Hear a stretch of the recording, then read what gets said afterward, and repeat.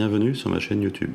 Je tenais à remercier toutes les personnes qui ont visionné ma première vidéo comparative entre le Mavic Pro 1 et le Mavic Pro 2.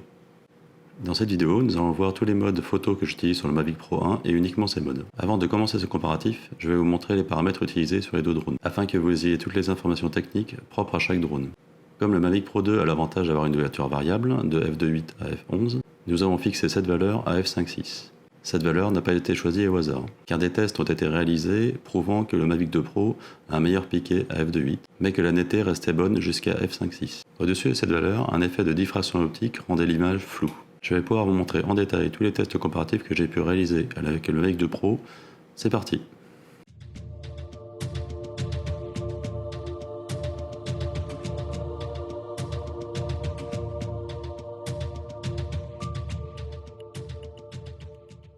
Nous allons commencer ce comparatif avec des photos réalisées avec mon Mavic Pro 1, qui vous donnera un aperçu de la qualité des photos de ce dernier. Vous pourrez voir que le rendu des photos en affichage plein écran est très qualitatif. Même si en zoomant à 100%, la qualité reste limitée avec l'apparition de grains dans les zones sombres, même à ISO 100. C'est un peu le défaut de ce petit capteur limité, mais qui reste correct en termes de rendu photo. Le Mavic Pro 1 a la fonction portrait en photo, qui permet de faire des photos plus immersives que n'ont hélas plus les derniers Mavic Air et Mavic 2. Dans la suite de ce comparatif, nous verrons si le mode portrait peut être remplacé par le panoramique vertical du Mavic 2 Pro.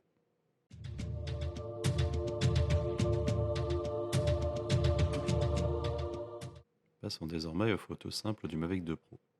Nous pouvons déjà nous apercevoir que le bleu du ciel est désormais plus proche du bleu réaliste du ciel, comparé au ciel du Mavic Pro 1 qui se rapproche plus du cyan que du bleu. On ressent une meilleure définition de l'image, moins de grains, voire plus du tout, même dans les zones sombres. Nous ressentons également une impression de volume dans l'image que je ressentais moins sur les images de mon Mavic Pro 1. Le Mavic Pro 2 peut donc donner de bonnes images de qualité jusqu'à ISO 400 maximum, après ce sera moins qualitatif.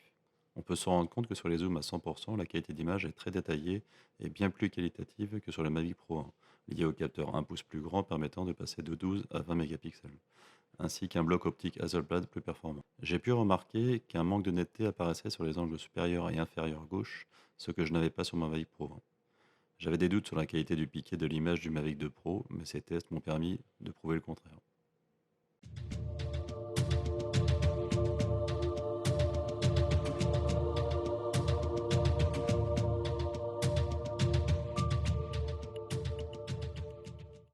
Voici des exemples de photos prises avec mon Mavic Pro 1 en mode AEB, ou appelé plus couramment bracketing. Le principe du bracketing est de prendre 3 ou 5 photos à différentes expositions de manière automatique. Cela permet en post-traitement d'assembler les photos entre elles en mode exposure-fusion sous Photomatix afin d'en ressortir tous les détails dans les basses lumières tout en abaissant les hautes lumières, en équilibrant la photo finale comme nous la désirons. Cela peut amener un peu de grain dans l'image finale dans certains cas, mais cela donne des photos plus dynamiques.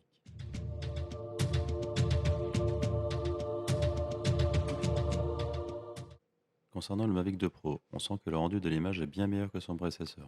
Cela se ressent dans les zones sombres, mais aussi dans le détail des arbres et de l'église, donnant une image équilibrée et qualitative grâce à son capteur 1 pouce plus dynamique, captant plus de détails.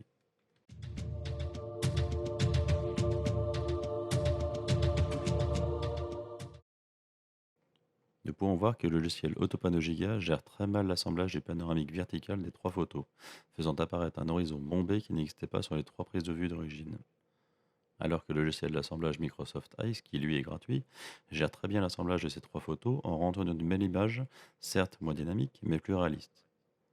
Quant à DJI Go 4, il rend une image très allongée, bien moins intéressante, liée à son algorithme d'assemblage, mais aussi aux images brutes non traitées sur lesquelles il s'est basé pour assembler les photos. Je pense que cela pourrait remplacer le mode photo-portrait du Mavic Pro 1, mais tout dépendra du sujet pris en photo qui pourrait être plus compliqué à assembler sans voir apparaître ses défauts d'assemblage ou des déformations liées à l'assemblage de ces photos, qui restent toujours aléatoires, comparativement à une photo simple.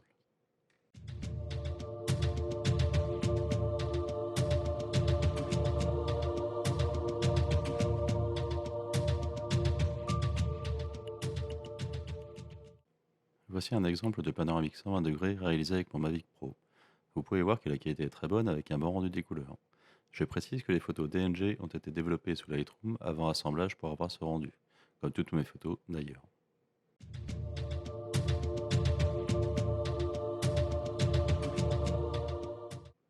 Passons au Mavic 2 Pro.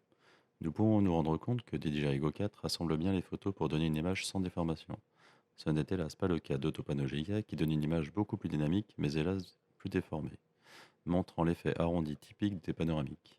L'image assemblée reste tout de même très qualitative et très dynamique.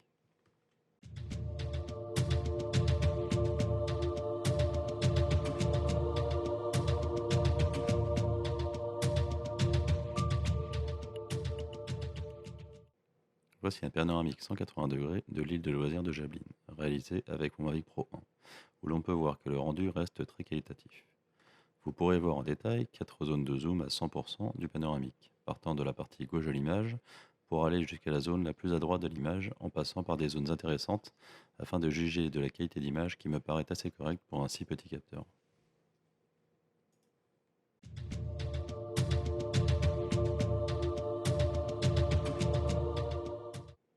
Lors de nos tests du Mavic 2 Pro, nous avons commencé les photos avec un filtre ND polarisé, ce qui a eu pour effet de rendre des photos avec l'effet polarisant.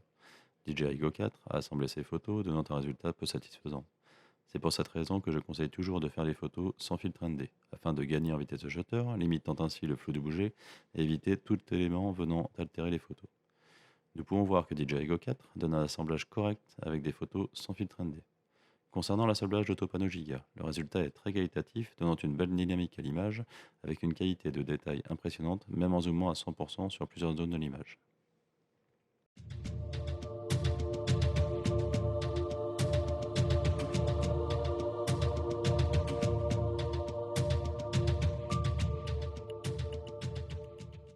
Sur la partie panoramique sphérique, je vous propose de voir deux panoramiques sphériques réalisées avec mon Mavic Pro 1. Le premier est l'usine élévatoire de Trilbardou dans le 77, qui permet de garder un niveau d'eau stable du canal de l'Ourcq grâce à des pompes de relevage aspirant l'eau de la Marne pour la remonter dans le canal quand cela est nécessaire, afin que le canal soit toujours navigable. Ça, c'est pour la petite histoire du lieu. Concernant le panoramique sphérique, nous pouvons voir que l'image est très nette, montrant en détail le site et ses alentours. Je vous laisse regarder.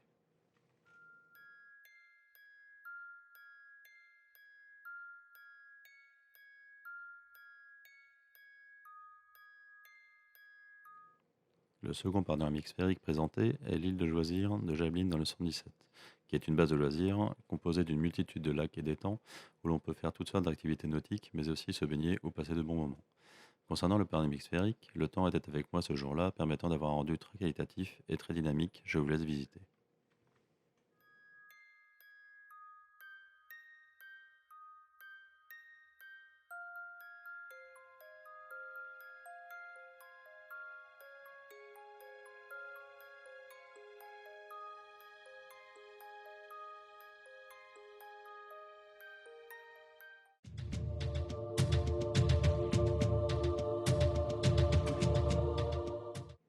À titre d'exemple, voici le résultat catastrophique d'un panoramique sphérique assemblé par DJI Go 4 à partir de photos réalisées avec un filtre ND polarisé. Le même panoramique sphérique sans filtre ND polarisé assemblé par DJI Go 4 reste correct. Le panoramique sphérique au-dessus de l'église assemblée par DJI Go 4 montre des défauts d'assemblage minimes sur la toiture de l'église à deux endroits qui sont visibles sur la zone agrandie. Erreur d'assemblage que nous ne voyons plus sur le panoramique sphérique assemblé sous Autopano Giga, qui nous donne un résultat parfait et très qualitatif. Vous avez peut-être remarqué que le nombre de photos d'un panoramique sphérique est passé de 34 photos sur le Mavic Pro 1 à seulement 26 photos sur le Mavic Pro 2. Cela est sûrement dû à une optimisation du nombre de photos pour ce mode. Je voulais juger par moi-même.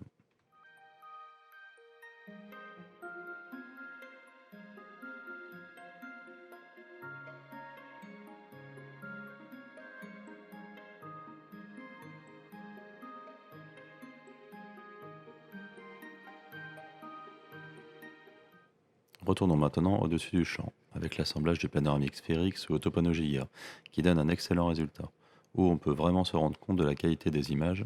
Faites-vous votre propre avis.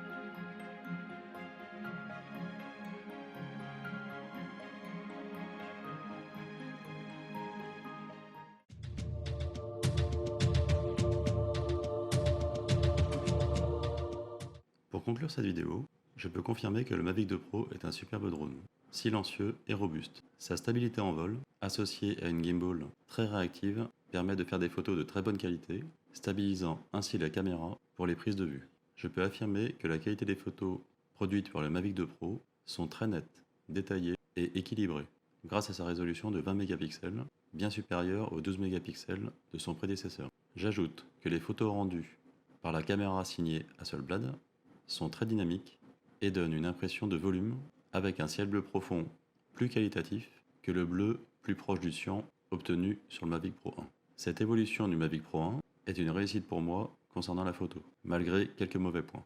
Je citerai, pour commencer, la disparition du mode photo portrait, qui est vraiment un manque pour les photographes, même si le test du mode panoramique vertical pourrait remplacer ce mode, mais dans certaines conditions optimales. Le format de photo du Mavic 2 Pro propose le format 3,5, au lieu du format 4 tiers, habituellement utilisé par les photographes.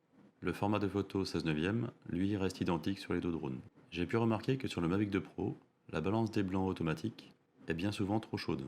Il sera donc fortement recommandé de figer votre balance des blancs par un mode proposé ou par une valeur fixe. Le fait que le capteur soit plus grand, avec une plus grande résolution, en résulte une taille de fichier DNG bien plus importante, passant ainsi de 25 mégas pour le Mavic Pro 1 à près de 40 mégas pour le Mavic 2 Pro, ce qui vous obligera à prévoir un stockage plus important pour stocker ces fichiers plus lourds. À cela s'ajoute un défaut optique connu sur le Mavic 2 Pro qui donne un effet fisheye visible sur la ligne d'horizon très prononcé lorsque vous prenez des photos en plongée ou contre-plongée au niveau de la nacelle. DJI a communiqué sur ce sujet en apportant des valeurs de correction optique en post-traitement sur certains logiciels afin de corriger ce défaut. Pour terminer, je reviendrai sur l'ouverture variable du Mavic 2 Pro, allant de f2.8 à f11 théoriquement, mais qui dans la pratique se trouve limité à f5.6, sous peine de perdre en qualité d'image. Si vous avez aimé cette vidéo, n'oubliez pas de mettre un pouce vers le haut, cela me fera plaisir et me donnera envie de continuer de partager mes vidéos avec vous. N'hésitez pas à vous abonner à ma chaîne YouTube pour suivre mes nouvelles vidéos. Je vous dis à bientôt pour une prochaine vidéo.